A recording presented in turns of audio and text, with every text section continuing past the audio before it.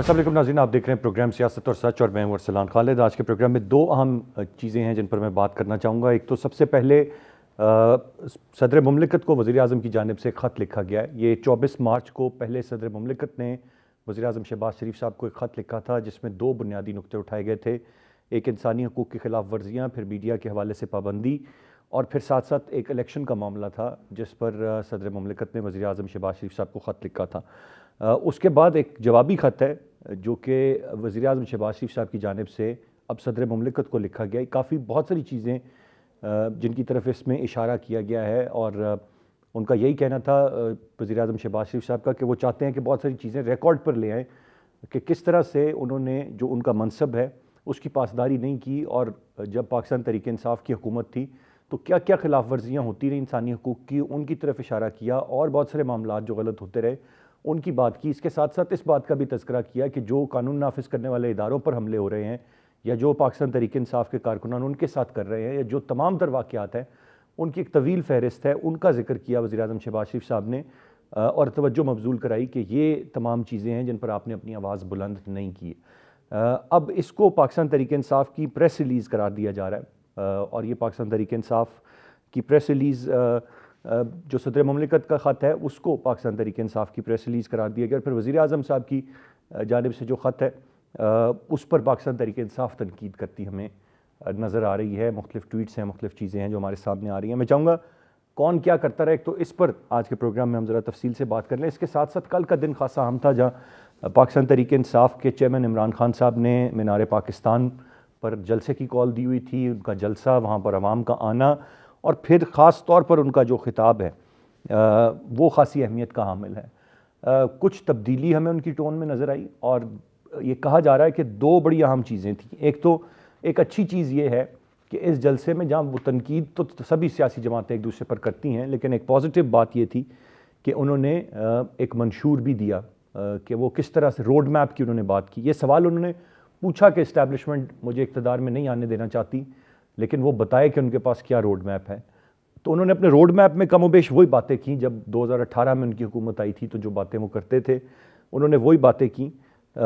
लेकिन एक पॉजिटिव बात यह है कि अगर कोई ऐसा जलसा हो रहा है या कोई बात हो रही है तो वहाँ पर कम से कम को मंशूर की बात करे कि किस तरह हम पाकिस्तान में बेहतरी ला सकते हैं, क्योंकि as a matter of fact अब तक तमाम सियासी जमातें ये मंशूर मौजूद होते हैं, तमाम तर चीज़ें होती हैं, लेकिन अमल पैरा उन पर कोई नहीं होता। और हकीकत यही है कि 4 साल में इमरान खान साहब की भी हुकूमत, ये तमाम तर चीज़ें थी सामने, यही गोल्स थे उनके, लेकिन उन पर पूरा नहीं उतर सकी, और बाद में कहा मेरे हाथ बंधे हुए थे। अब दोबारा वही चीज़ें कह रहे हैं, लेकिन बज़ाहिर लग ऐसा रहा था कि शायद उनकी ये तकरीर इस्टेब्लिशमेंट के लिए थी, और वो ये बताना चाह रहे थे कि वो वाहिद उम्मीद हैं, होप हैं, और वो अगर इक़्तिदार में आते हैं तो जिस बहरानी कैफियत का इस वक्त मुल्क शिकार है उससे मुल्क को बाहर निकाल सकते हैं। इसके साथ साथ तकरीर के अख्तिताम पर उन्होंने जुडिशरी के हवाले से भी तारीफ़ी कलमात कहे, और पाकिस्तान तहरीक इंसाफ या उनके इत्तेहादी और बहुत सारे लोग भी इस वक्त जुडिशरी की तरफ देख रहे हैं।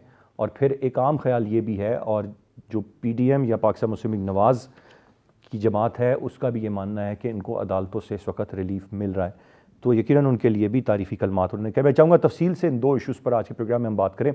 गेस्ट पार्टिसिपेंट्स का तारुफ कराता चलूँ। प्रोग्राम में हमें ज्वाइन कर रहे हैं अजीम चौधरी साहब, सीनियर तज्ज़ियाकार हैं, बहुत शुक्रिया सर आपके वक्त का। फैसल चौधरी साहब हमें प्रोग्राम में ज्वाइन कर रहे हैं, माहिर कानून हैं, तज्ज़ियाकार हैं, और नसीम सदीकी साहब हमारे साथ प्रोग्राम में मौजूद हैं, जर्नलिस्ट हैं, सीनियर एनालिस्ट हैं। बहुत शुक्रिया सर आपके वक्त का भी।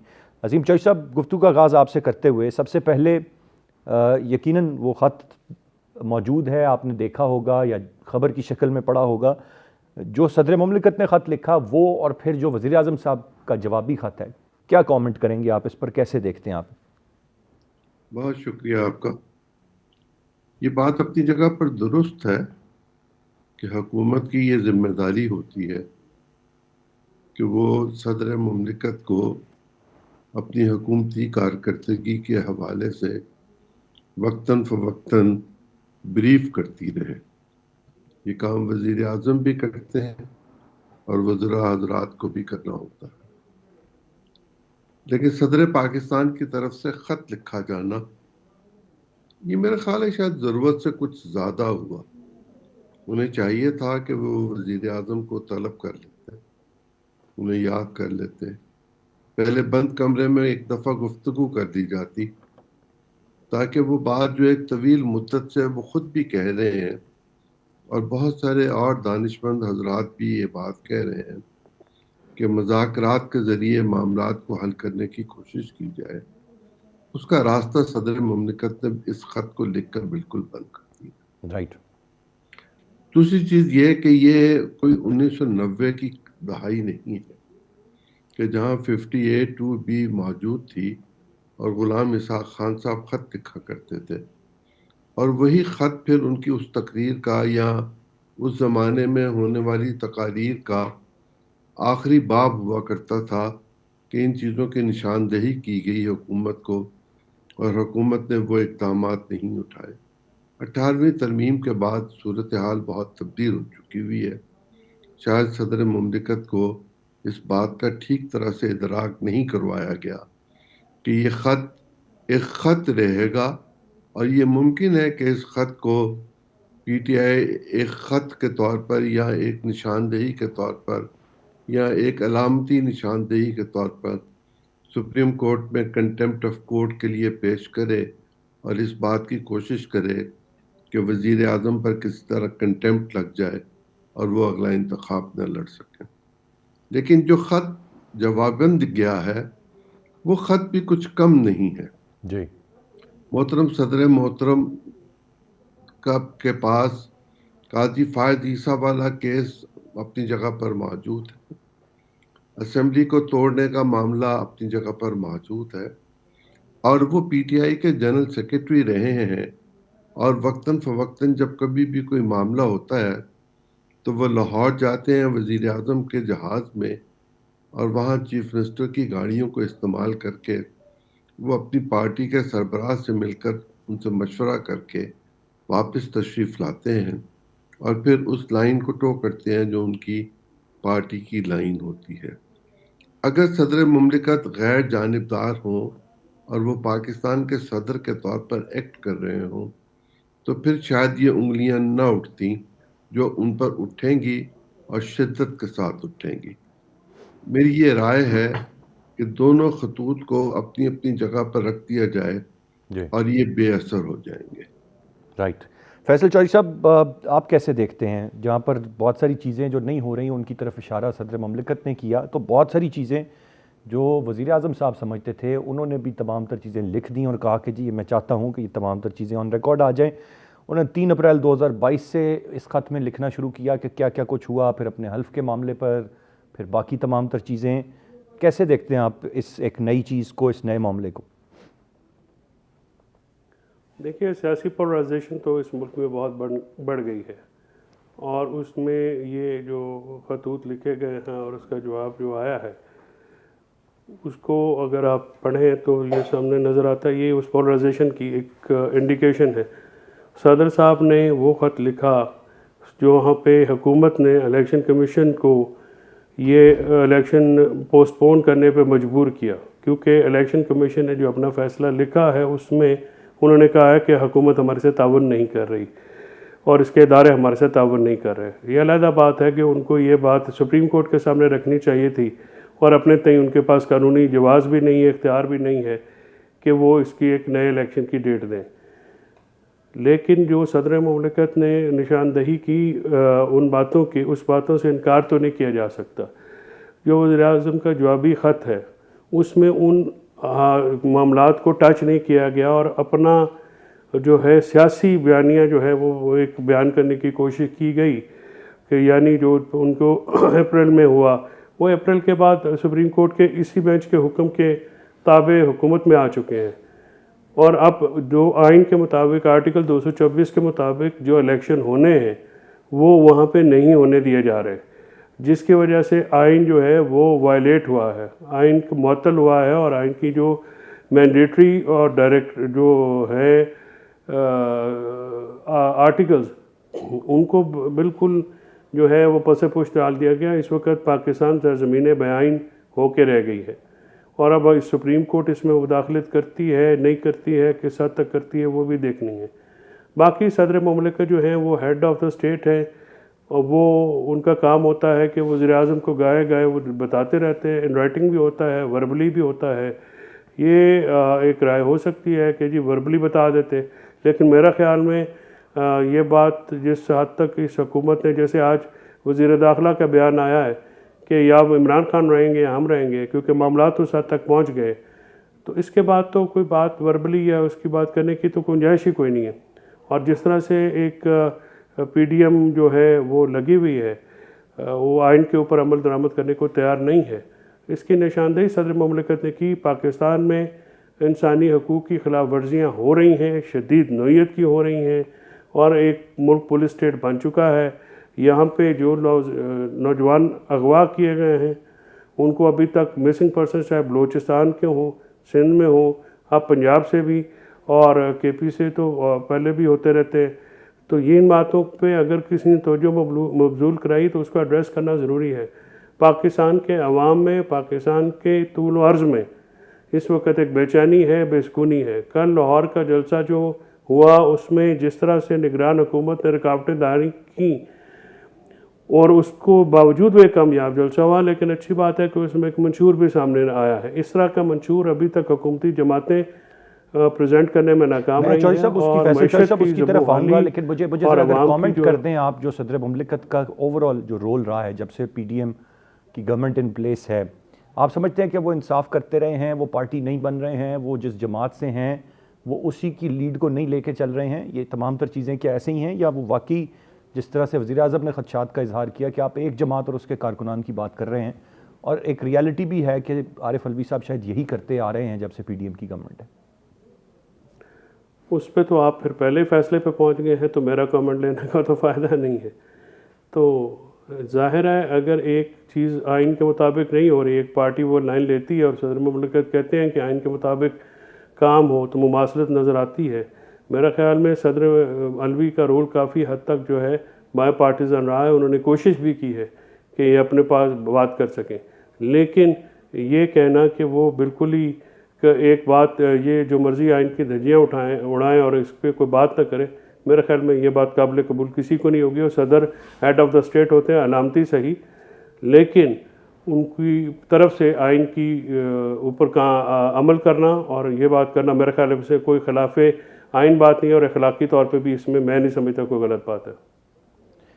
जो इशारा किया वज़ीर आज़म साहब ने, फैसल चौधरी साहब, 3 अप्रैल 2022 के मामले को, जिसको सुप्रीम कोर्ट ने भी बाद में गैर आइनी करार दे दिया, वो उसके बारे में आपकी क्या राय होगी? जो सदर मुमलिकत ने, क्योंकि आगाज़ इस ख़त का उन्होंने वहाँ से किया, फिर वो माजी में गए हैं, बहुत सारी चीज़ें हैं, फिर आइन के आर्टिकल 91 क्लॉज 5 के तहत उन्होंने बात की कि आपने जिम्मेदारी नहीं निभाई मेरा हल्फ लेने की। तो ये तमाम तर चीज़ें आइन के मुताबिक हो रही थी, या यहाँ पर भी कुछ आइन की खिलाफ वर्जियाँ थीं, जबकि सुप्रीम कोर्ट ने वाज़ेह तौर पर कह दिया, या और चीज़ें जो आइन में रिटन हैं?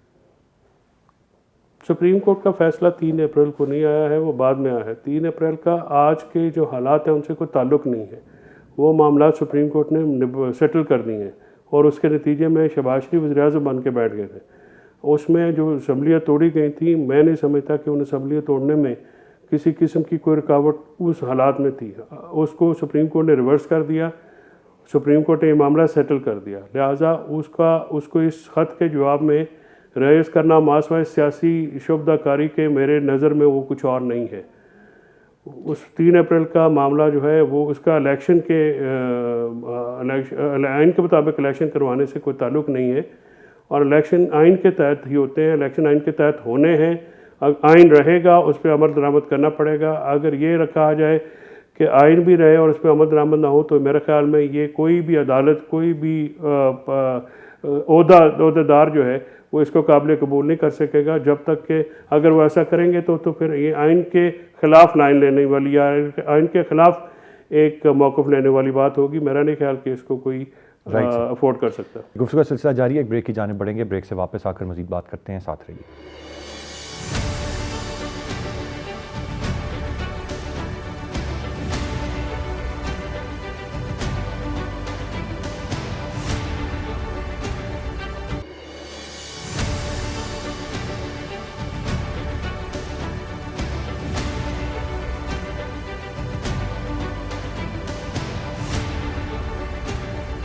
Welcome back. नसीम सदीकी साहब, आपकी क्या राय होगी, आप कैसे देखते हैं इन दोनों खतूत को, जो सदर मुमलिकत की जानिब से लिखा गया या जो जवाबी ख़त वज़ीर आज़म साहब की जानिब से लिखा गया या जो आज तनकीद हो रही है? तमाम तर चीज़ें हैं। बज़ाहिर शायद ऐसा नज़र आता है कि जो बात सदर मुमलिकत जिसकी तरफ इशारा कर रहे हैं वो अपनी जगह, उसमें वज़न है। कुछ बातें वज़ीर आज़म साहब की भी ऐसी हैं जिनको उन्होंने पॉइंट आउट किया, उनमें भी वज़न नज़र आता है। क्या आपकी क्या राय होगी, आप कैसे देखते हैं इसे?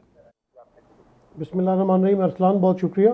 अरसलान, देखें कि पाकिस्तान में इस वक्त पॉलिटिकल पोलराइजेशन जो है वो अपने उरूज पे है। जिस तरह अभी आपने हमारे साथी से सवाल पूछा था कि उन्होंने लिखा है कि आप शायद एक पार्टी के लोगों के ख़िलाफ़ आइनी कानूनी कार्रवाइयों की जिक्र कर रहे हैं, तो बात यह है कि आरिफ अलवी साहब सदर मुमलिकत पाकिस्तान इस वक्त पीटीआई के सदर हैं। मतलब उनको पीटीआई ने ही सदर बनाया था। गो के सदर का काम तो यही होता है कि वो फिर पूरे पाकिस्तान का सदर बन जाता है। तो जब पूरे पाकिस्तान का सदर बन जाता है तो पीटीआई भी तो उसी में फॉल करती है ना। अगर पीटीआई के कारकुनों के साथ जुल्म व ज़्यादती हो रही है, कत्ल व गारत हो रही है, जिस तरह आपने एक्स्ट्रा जुडिशल किलिंग की है ज़िले शाह की, जिस तरह आपने सिद्दीक जान को उठाया, जिस तरह आपने हसान नियाजी को उठाया, जिस तरह अज़हर मशवानी 3 दिन से गायब है और उसके बारे में कोई अभी तक पता नहीं चल रहा, तो ये पाकिस्तानी लोग हैं, ये इंसानी हकूक़ वाले लोग भी देख रहे हैं। तो सदर मुमलिकत ने अगर इस बात पे एक्शन लिया है और अपने ख़त में इसका भी जिक्र किया है तो उन्होंने कोई गलत बात तो नहीं की है ना। वो इन पाकिस्तानियों के भी सदर हैं और ये चीज़ें मावराए कानून इस वक्त मुल्क के अंदर हो रही हैं। और जो खिलवाड़ इस वक्त आइन के साथ किया जा रहा है वो तो एक अजब तमाशा बना लिया गया। जब अदम एतमाद की तहरीक आई थी और डिप्टी स्पीकर उस वक्त के जो थे कासिम सूरी साहब, उन्होंने ये कह के रद्द कर दी थी कि ये साजिश के तहत आई, लिहाजा मैं वोटिंग नहीं कराता। हम लोग भी, हमने आवाज़ उठाई थी, आपने आवाज़ उठाई थी कि आइन में इस चीज़ का जिक्र नहीं है कि साजिश के तहत आई है, हॉर्स ट्रेडिंग से आई है या जिस तरह मर्जी आई है। अदम एतमाद की तहरीक आएगी, उसमें आपने 14 दिन के अंदर अंदर वोटिंग करानी है। आइन इसके बाद खामोश है तो आपने वोटिंग करवानी है। और सुप्रीम कोर्ट ने बड़ा क्विक वहाँ पे एक्शन लिया था और आपको वोटिंग करवानी पड़ी, जिसके नतीजे में पीटीआई की हुकूमत ख़त्म हो गई और पीडीएम की हुकूमत आ गई। अब जबकि दो सूबाई गवर्नमेंट आए, वो तहलील हो तमाम तर चुकी ये हैं। चीज़ें, नाम किरदार तब्दील हो जाते हैं। आज आपने नाम अभी सदीक जान हमारे साथी का लिया या बाकी कोई आपने नाम लिए, पीटीआई की गवर्नमेंट थी तो कुछ 3 नाम मैं ले सकता हूँ, नाम चेंज हो गए, मामलात वैसे ही हो रहे हैं। किसी को उठाया जा रहा है, किसी पर गोली चलाई जा रही है, इंसानी हकूक़ की खिलाफ वर्जियाँ हो रही हैं, मीडिया को दबाया जा रहा है। जो भी सरकार आए, चाहे वो पाकिस्तान तहरीक इंसाफ की हो या पीडीएम की है, काम तो ये सारे एक जैसे ही करते हैं। अरसलान, फिर आप अपना थोड़ा सा सवाल चेंज कर देते ना। आप मेरे से मवाजना पूछते कि पिछली हुकूमतों में जो होता रहा और अब जो हो रहा है उसका मवाजना करें। आपने मेरे से अपना प्रेसिडेंट के ख़त के बारे में और उसका जो जवाब था वज़ीर आज़म ने दिया उसका सवाल किया था। कॉन्टेक्स्ट तो में मैं सब बात कर रहा हूँ ना, लाज़िमी यही तो बातें शहबाज शरीफ साहब ने भी लिखी है ना ख़त में, उसी के कॉन्टेक्स्ट में बात कर रहा हूँ। ये अगर आप इस तरह मुझे डिट्रैक्ट करेंगे तो फिर तो बहुत सारी और बातें आ जाएंगी। मैं तो मौजूदा सवाल के कॉन्टेक्स्ट में जवाब दे रहा हूँ कि जो मौजूदा हालात हुए, अगर आप मवाजना करवाएंगे पिछली हुकूमतों से तो वहाँ मैं मतीउल्लाह जान का भी जिक्र करूँगा, अफसार आलम का भी जिक्र करूँगा, असद तूर का भी करूँगा। तो उसमें आपका ये जो ख़त वाला सवाल आपने किया ये तो फिर पीछे रह जाएगा ना। तो इसलिए मैं, अगर आपकी इजाज़त हो तो मैं ये अपना जवाब मुकम्मल कर लूँ। तो उन्होंने उसके तनाज़ुर में बात की है, जिस तरह दो सूबाई असम्बलियाँ इस वक्त तहलील हो चुकी हैं और आइन कहता है कि 90 दिन के अंदर आपने इलेक्शन कराना है। आप कोई तोजी नहीं पेश कर सकते कि भाई आपके पास सिक्योरिटी नहीं है, आपके पास फंड्स नहीं है। अगर यही बहाने चलने होते तो फिर आइन में लिख दिया जाता। आइन बड़ा ज़बरदस्त जुल्फ़िकार अली भुट्टो साहब ने उस वक्त की जय्यद जो सियासी रहनुमा थे उनके साथ मिल के ये आइन बनाया था। आप उसमें तरमीम कर दें कि भाई अगर मरूजी हालात ऐसे होंगे तो इलेक्शन कमीशन डिसीजन ले सकता है। वहाँ पे कहीं नहीं लिखा हुआ कि इलेक्शन कमीशन कोई डिसीजन ले सकता है, वहाँ लिखे 90 दिन में आपने इंतखाबात कराए हैं। ये जो आपको अरबों खरबों का बजट दिया जाता है, ये इलेक्शन कमिश्नर या इलेक्शन कमीशन की अय्याशी के लिए नहीं दिया जाता। ये पाकिस्तान में साफ़ और शफाफ इलेक्शन कराने के लिए दिए जाते हैं। और सुप्रीम कोर्ट का क्लियर कट ऑर्डर है कि जब भी इलेक्शन होंगे तो जितने भी इदारे हैं वो इलेक्शन कमीशन के मातहत होंगे। ये नहीं होंगे कि वो कोई इलेक्शन कमीशन को कह रहा है कि हमारे पास बजट नहीं है, हमारे पास सिक्योरिटी नहीं है। You are bound to fulfil those things to election commission. तो बात यह कि ये जो हीले बहाने बनाए जा रहे हैं वो सिर्फ इसलिए बनाए जा रहे हैं कि पीडीएम अदम एतमाद के बाद आके गवर्नमेंट में उन्होंने अपनी सारी पॉपुलैरिटी खो दी है। उन्हें पता है कि जब उनके इलेक्शन आएंगे तो उनका तो सफाया हो जाएगा। ये सिर्फ बहाने इसलिए बनाए जा रहे हैं। आपके पास कंटेनर्स लगाने के पैसे हैं, आवाम के ऊपर तशद्दुद करने के लिए आपके पास पुलिस फोर्स मौजूद है, तमाम बाकी काम हो रहे हैं, सिर्फ इलेक्शन नहीं हो सकते। तो ये नहीं होना चाहिए। इस तनाज़र में मेरे ख्याल से अगर आप लैंग्वेज की बात करते हैं, हो सकता है थोड़ी सी बेहतर की जा सकती थी जो सदर मुमलिकत की तरफ से ख़त गया वज़ीर आज़म को, लेकिन उसमें जो पॉइंट उठाए गए उससे तो कोई दो राय नहीं है। वो तो बिल्कुल सही पॉइंट उठाए गए कि ये वफाकी गवर्नमेंट की जिम्मेदारी है कि वो साफ़ और शफाफ इलेक्शन कराए, और इलेक्शन कमीशन को जो जो सहूलियात चाहिए they are bound to give that one, उन्हें वो सहूलियात देनी है। तो आपने जो ख़त लिखा है वो तो लग रहा है कि मिनिस्ट्री ऑफ इंफॉर्मेशन से आपने वो लिखवा के तो आपने सदर को जवाब दे दिया। जो पॉइंट उसके ऊपर लिखे हुए थे आपने उनका तो कोई भी जवाब नहीं दिया।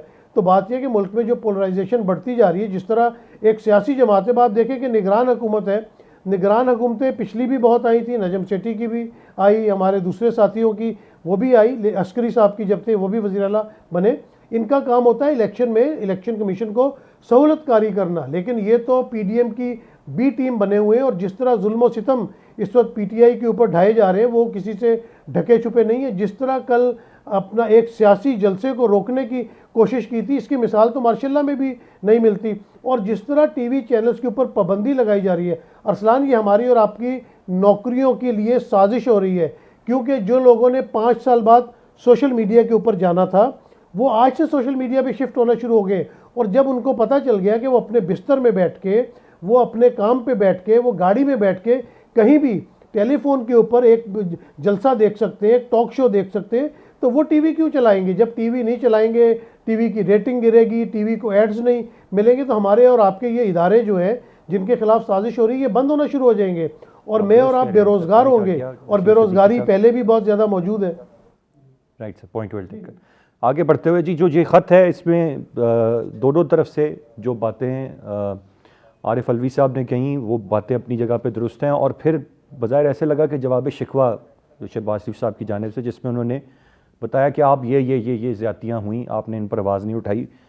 बात सदीकी साहब की से मैं बिल्कुल इत्तफाक करूँगा कि जो कंसर्न्स प्रेसिडेंट पाकिस्तान ने रेज़ किए थे उनको एड्रेस नहीं किया, उनके जवाब नहीं दिए कि ऐसा क्यों हो रहा है, बल्कि आगे से अपने गिले शिकवों की एक तवील फहरिस्त भेज दी। दोनों जानिब से यही मामला था। आगे बढ़ते हुए कल के खान साहब के जलसे का भी तज़किरा आया। मैं अजीम चौधरी साहब से जानना चाहूँगा, सर कैसे देखते हैं आप? एक तो मैं इस चीज़ को ज़रूर अप्रिशिएट करूँगा इस बात से हट के कि जो मंशूर है उस पर कोई कितना अमल पैरा होता है। जो रोड मैप दिया जाता है, कम से कम ये तो बात आई कि रोड मैप देना तो शुरू किया, और ये देना चाहिए तमाम सियासी। हम तो बस तनकीद बराए तनकीद, वो उसको ब्लेम करता है, ये जमात उसको ब्लेम करती है, एक दूसरे को बुरा भला कहते हैं, ये नहीं बताते हैं कि मेरे पास क्या फॉर्मूला है, मैंने किस तरह से मुल्क को बेहतर करना है।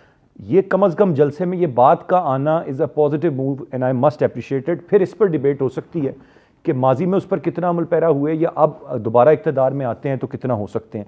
क्या राय होगी सर आपकी? पिछली बात पूरी कर लूँ उसके बाद इसका जवाब जी। ये जो कॉन्स्टिट्यूशन है, इसी ने ये तय कर रखा हुआ है कि इलेक्शन कमीशन मुल्क में इंतखाबात का इनकाद करवाएगा, मुनसिफाना, गैर जानिबदाराना, आज़ादाना, शफाफ। और फिर एक जगह पर यह भी मौजूद है कि वो इंतखाबात जो हैं वो ईमानदारी के साथ होंगे, और उसमें और चीज़ें जो शामिल हो सकती हैं उनकी शफाफियत को मद्देनज़र रखा जाएगा। लेकिन साथ ही साथ ये भी कह दिया गया कि अगर कोई चीज़ एक ख़ास वक्त में होनी है और वो उस वक्त में नहीं हुई और बाद में होगी, तो इसका मतलब ये नहीं कि वो गैर कानूनी हुई या गैर आईनी हुई या नहीं हो सकती थी। मैं 254 की बात कर, पाकिस्तान में कौन सा इलेक्शन वक्त पर हुआ है, और पाकिस्तान में ये पहली दफ़ा हुआ कि वक्त से पहले सूबाई असम्बलियों को तोड़ दिया गया। क्या सूबाई असम्बलियाँ चीफ मिनिस्टर्स ने अपनी मंशा के मुताबिक तोड़ी या डिक्टेशन पर तोड़ी? ये मामला मेरा ख्याल है अब जब नई गुफ्तगू फैसल चौधरी साहब जाके करेंगे तो इनको इस सवाल का जवाब भी देना होगा। दूसरी चीज ये कि ये इल्जाम लगा देना सदर पाकिस्तान की तरफ से आसान काम नहीं है, ये बहुत मुश्किल काम है। और सदर अपने हलफ को अगर देख लें तो उसमें उन पर कुछ शराइत और कुछ कतगने लगा दी जाती, और उसमें उनके ज़ाती मफाद का मामला लिखा हुआ है कि वो कौमी मफाद पर तरजीह देंगे, अपने और अपने दोस्तों अजीज़ों के मामलात को मद्देनज़र रखते हुए उन पर नहीं चलेंगे। गोया सदर पाकिस्तान आइन के हवाले से अपने आप से ऊपर उठ जाता है खुद ब खुद, या कोई भी शख्स जो किसी आइनी जगह पर आता है और उसे ओथ लेना होता है तो उसको अपने मकाम से उठना पड़ता है। अगर वो ना उठ सके तो फिर वो कॉन्स्टिट्यूशन की दफ़ा 5 के तहत पाकिस्तान के आइन के साथ वफादार नहीं रहता, जिसकी उसने कसम खाई भी होती है, वो उससे इनराफ होता है। राइट। 2002 में मुझे इत्तफाक हुआ था एक मैनिफेस्टो लिखने का, एक पॉलिटिकल पार्टी का, और यकीनन पॉलिटिकल पार्टी के जो विजनरी थे उन्होंने कुछ चीज़ें कही होंगी, कुछ मुझसे बात की होगी, मैंने उसको लिखा। इससे पहले के भी मौजूद है मैनिफेस्टोज पॉलिटिकल पार्टीज के, लेकिन ये जो अभी मेरे भाई सिद्दीकी साहब कह रहे थे कि इलेक्शन कमीशन के अल्लह तल्लों के लिए पैसे नहीं होते, कॉन्स्टिट्यूशन में ये पैसे होने चाहिए। कॉन्स्टिट्यूशन तो नहीं, लेकिन कानून के मुताबिक पाकिस्तान की कोई हुकूमत 65% GDP से ज़्यादा कर्ज लेने की मजाज नहीं थी, लेकिन लिया गया। उसको पार्लियामेंट में पेश करना ज़रूरी था, अप्रूवल लेनी ज़रूरी थी, लेकिन नहीं दी गई। इस तरह की बहुत सारी चीज़ें हैं। और फिर पाकिस्तान की ये मुआशी हालत भी नहीं थी कि पाकिस्तान के पास पैसा ही ना हो और ख़वातीन और बूढ़े लोग सड़कों पर आटे के हसूल के लिए लंबी लाइनें लगाकर अपनी मौत को दावत दे रहे हो कि मौत आओ हमें ले लो, हम आटा नहीं ले सकते। जी। ये अफसोसनाक है। ये पूरी कौम के लिए डूब मरने का मकाम है कि रमज़ान के महीने में हम लोगों के लिए सहूलत पैदा नहीं कर सकते, हम उनको मौत की दावत दे रहे हैं। अगर अब सर आ जाएं, दूसरे नुक्ते पे आ जाएं, बड़ी तफसील से बात हो गई। कर देता हूं, अगर पीटीआई अपने मैनिफेस्टो पर, पहली बात तो ये कि क्या पीटीआई इंतखाब में जाएगी, जो सूरत हाल पैदा हो रही है, और अगर वो इंतखाब में जाएगी तो क्या वो जीत जाएगी, ये दूसरी सूरत होगी। और तीसरी ये कि उनका अपना रिकॉर्ड ये कहता है कि उनकी दिलचस्पी दूसरी चीज़ों में चली गई और मैनिफेस्टो का ताना उनको अब भी पॉलिटिकल पार्टीज दे रही हैं। मैनिफेस्टो देना या किसी दूसरे से मैनिफेस्टो मांगना, और इस्टेब्लिशमेंट को निकाल दें अब मेरा ख्याल है पाकिस्तान की पॉलिटिक्स से। अगर ये निकल जाएगी तो शायद पॉलिटिकल लोग अल्टीमेटली बैठ के चीज़ों को सेटल डाउन करेंगे। देखते हैं कल सेनेट के लोग जो पीटीआई ऐसे कैसे निकल जाएगी, या कैसे कैसे निकल सकती पार्लियामेंट है? में जाके क्या रोल ललकारते भी उन्हीं को ही हैं, सुनाते भी उन्हीं को ही हैं, बताते भी उन्हीं को ही हैं, बुलाते भी उन्हीं को ही हैं। गैर मुनासिब है, ये नहीं होना चाहिए।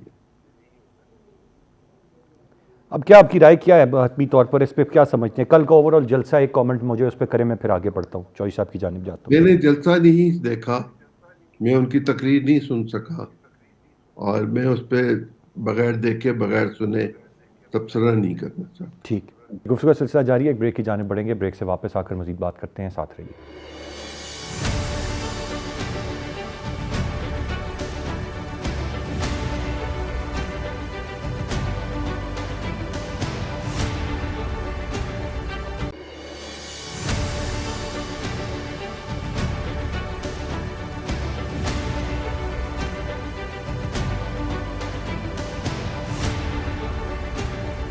Welcome back.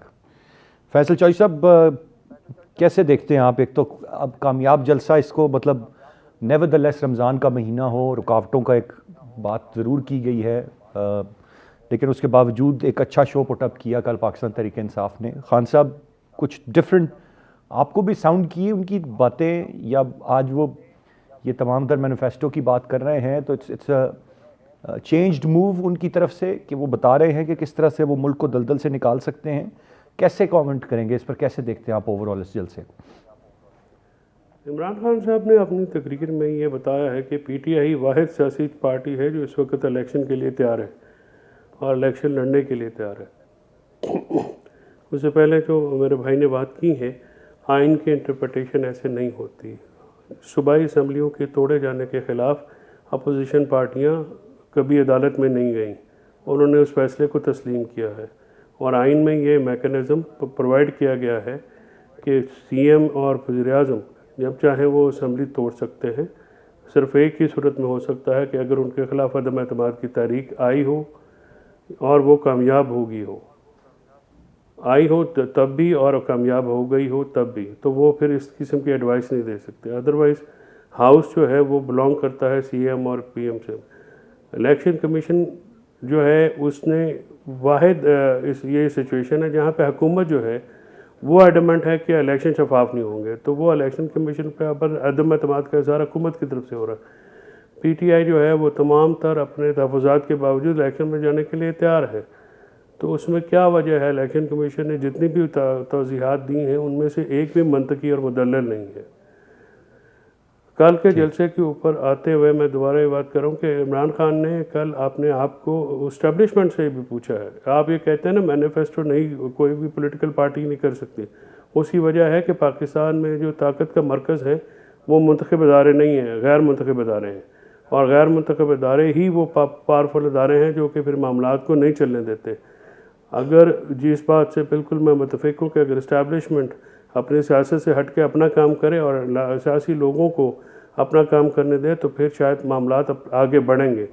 लेकिन वो मामलात जो हैं ये नहीं हो सकता कि फ़ैसले सियासी जमातें ना लें लेकिन उनकी मलकियत जो है वो सियासी जमातों पे थोप दी जाए।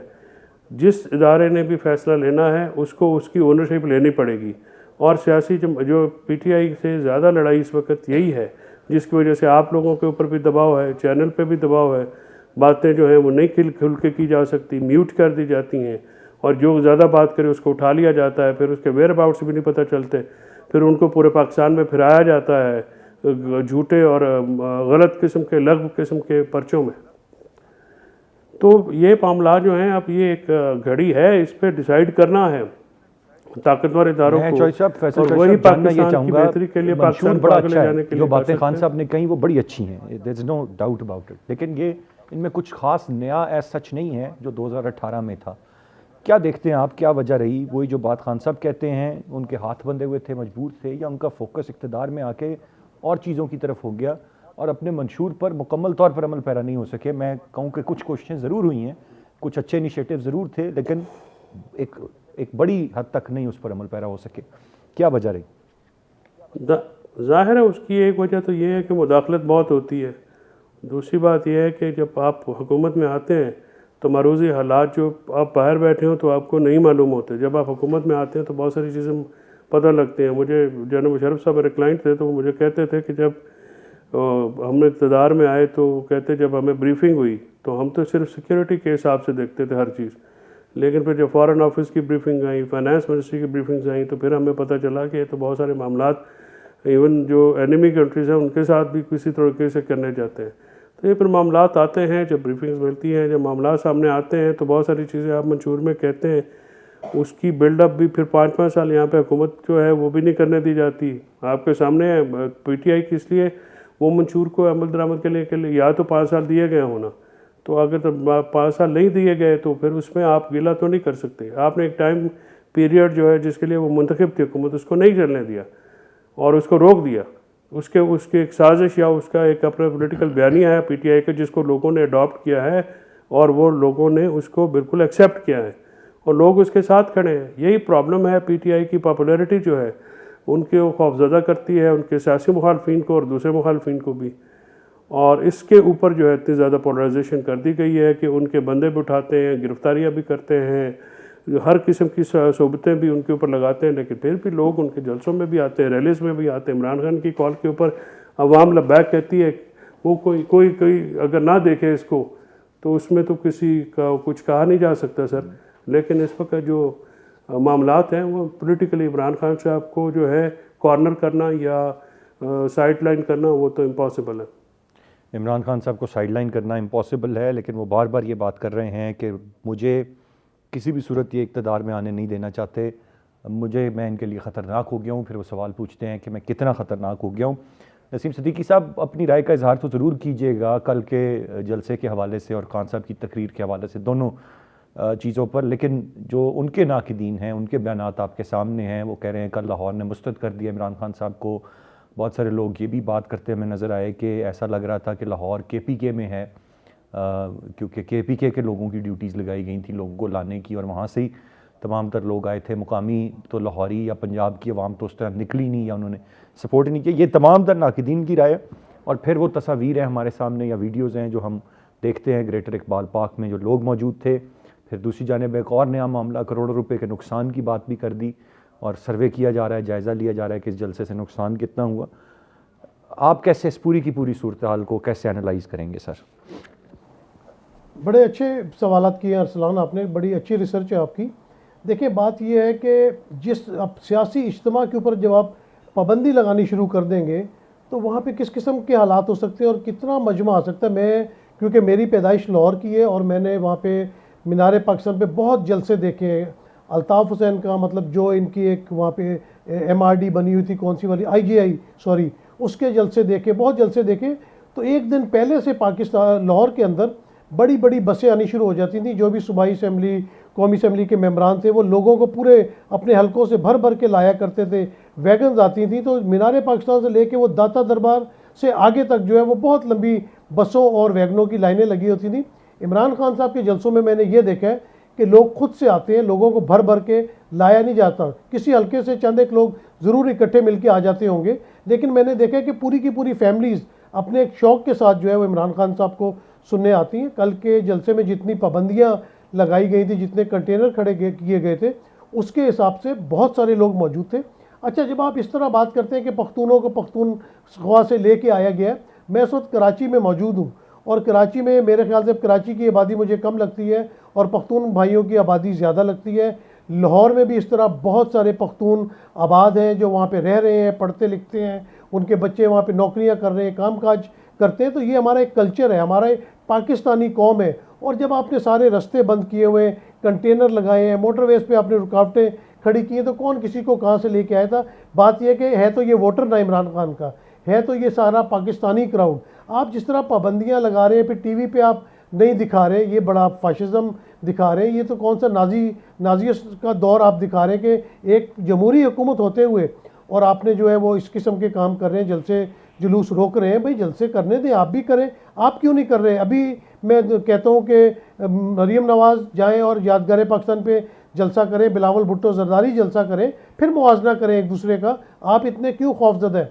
दूसरी बात अरसलान जो सबसे इम्पोर्टेंट है, जब तक इदारों की मुदाखलत जमहूरियत के अंदर, जमहूरी जो अपना अदवार है उनके अंदर ख़त्म नहीं होगी, तब तक ये मामला दुरुस्त नहीं हो सकते। आप अपने दिल के ऊपर हाथ रख के बताएं कि क्या ये PDM इस काबिल थी कि ये वोट ऑफ नो कॉन्फिडेंस ला सकती? ये PDM तो टूट के शिकार हो चुकी थी। करता हूँ, लेकिन मेरा गिला सिर्फ ये है कि इदारों से तो ज़रूर आप मुदाखलत ख़त्म करने की बात करें, there is no second opinion on this, पर इनका इन तमाम सियासी जमातों का क्या करें जो बार बार दावत देते हैं कि आओ मुदाखलत करो? कौन इस वक्त कौन नहीं दे रहा, कब कौन नहीं दे रहा?